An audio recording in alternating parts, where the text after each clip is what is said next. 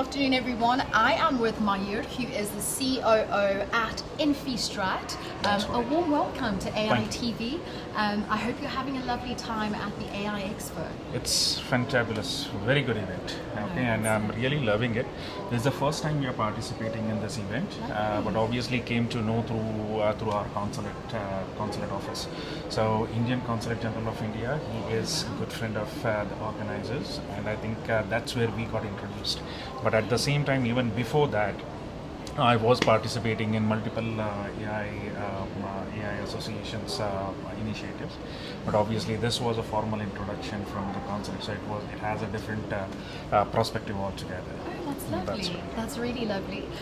Just in terms of your presence at the AI Expo, you actually spoke today as a very well-respected stakeholder within the IT space.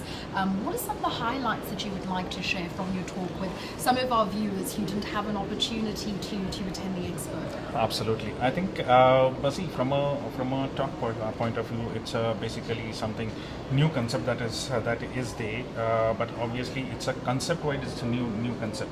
We talk about civic twin intelligence. What does that exactly mean?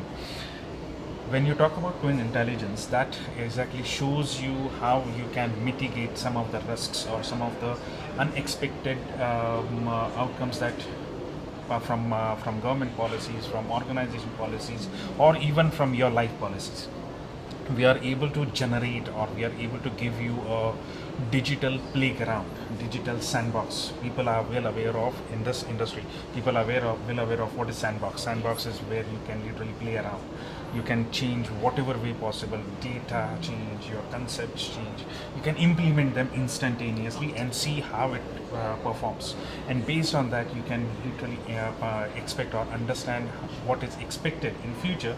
Play around, plan now, so that you can mitigate those kind of risks in future.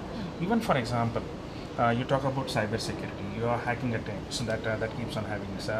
People come across the data leaks. So whatever data we have in past, we use that data to build this model. Okay, so this is basically a model. And then you play around, you give them inputs, whatever inputs you get from public, you give those inputs, and then you will be able to see the results, what you can expect in next 1 year, 2 years, 5 years, 10 years, 20 years, you even can go 50 years down the line. So you can simulate it basically. Interesting. So that's where we come across from, and this thing says this is basically happening for years now, but now it's actually conceptualized. We are able to see how it works in your digital space. Still now people are doing it in different forms. Manually they are simulating these models. They are unexpectedly doing it, but now we have given a complete good name to it as a digital twin, and that's what is our future coming. Absolutely. So that's where we are. Right. As you know, quite a number of our viewers are not technical stakeholders, and you've spoken about two very important concepts: a sandbox and digital twin. Correct. Can you maybe in very simple terms maybe explain to our users what two of these concepts mean? So basically, again, as I mentioned, it's a sandbox. It gives you a playground with whatever data you have in past, whatever has been collected. Even public provides you a lot of inputs, and countries or companies, they participate, they allow people to participate, give their feedback to any of the policies, any of the decisions that they are taking. For example, your municipalities create different policies, how they deal with, how they manage their water crisis, how they manage their electricity crisis. They create their model that, okay, right now we had faced this thing in these issues in past. How do I deal with it, and how do I mitigate the same issues not to come in future? For that, they will have to understand what is their statistical data telling them. That data, using that data, we create this model wherein they can literally predict what is expected, what is coming, and based on that, plan your future. That's amazing. That's what I'm talking about. Right. You speak a lot about the just predictive capability of solutions and how it's dependent on the existence of data. But sometimes the data is unstructured. How do you also support customers in making sure that the data is in fact cleaned, that it is structured, and that it is of a quality nature? Because predictive models are only dependent on the data that exists. Absolutely. Today's currency. What is today's currency? It's data. Data is definitely the new oil. Okay. Yes. So that's new currency. Unstructured, structured doesn't matter much. When you start putting it in a model, you will have to have that data structured, converted from unstructured to structured. And slowly, when people get into that habit, you start getting that input, because these kind of models are not instantaneous. You cannot just build them overnight. These are literally, they span from 6 months, 8 months, 2 years, 10 years down the line. Whatever inputs you keep on getting, you process those inputs and then create this kind of models. Okay, so that's where I think whatever people need to start understanding what is data. Data is not just something garbage coming in and garbage coming out. That's a simple concept people need to understand. So data collection, they should not take it otherwise, because in most of the cases what we have came across is people are very scared. Why should I give my data? Okay, but unfortunately they don't understand the data is getting generated, data is getting created. This is a virtual world today.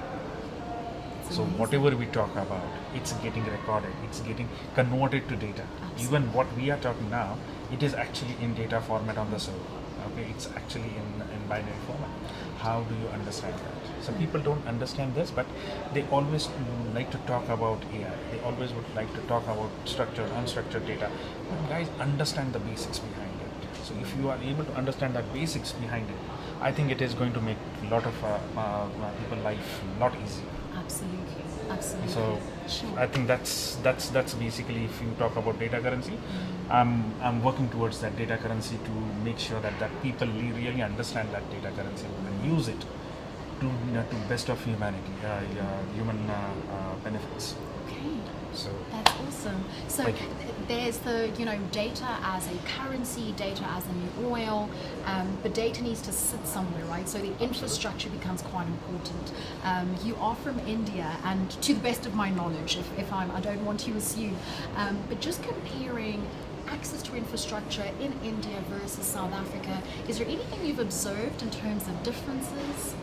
So again, to give you perspective, we are InfyStrat is a South Africa-based company, almost like 10 years old company, and in this industry. Infrastructure-wise, access to infrastructure, definitely you have much bigger, and it is directly related to the population. What population are we talking about? So there should be some sort of comparison that we should talk about. South Africa, we are talking about 60 million, around 60 million population. In India, we are talking about 1.4 billion population. You can see the difference. Okay, the requirements of 60 million people as compared to 1.4 billion people. And depending on that, you have to understand where the infrastructure is like. In India, you have, I would say, I can't give you that kind of comparison, but at the same time, I think it's the technology that we use. It's evolving now. So more or less in India, you'll find most latest technology coming in.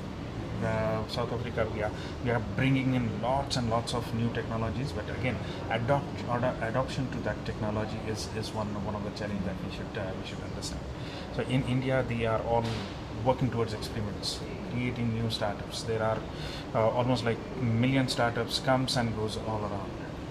But at the same time, this structure, the infrastructure that we need in India is definitely the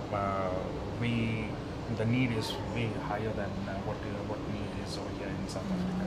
So need-wise, yes, it's way beyond the comparison right now. Interesting. Just in terms of the ideal customer base and the value that you bring to customers in South Africa, what is InfyStrat's value proposition? Currently, we are positioning ourselves as IT strategic partner. So when we talk about strategic partner, we are really giving them an opportunity, or rather, we talk about collaboration.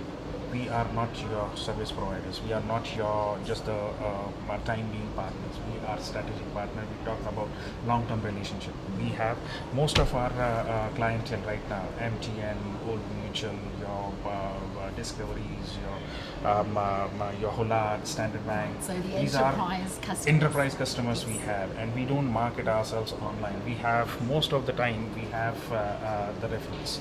So from referral point of view, we are able to provide, or rather provide all sort of AI services. We provide all sort of ML capabilities, AI capabilities. Over and above that, we also talk about giving implementation support where necessary. We do have our global capability centers across the globe.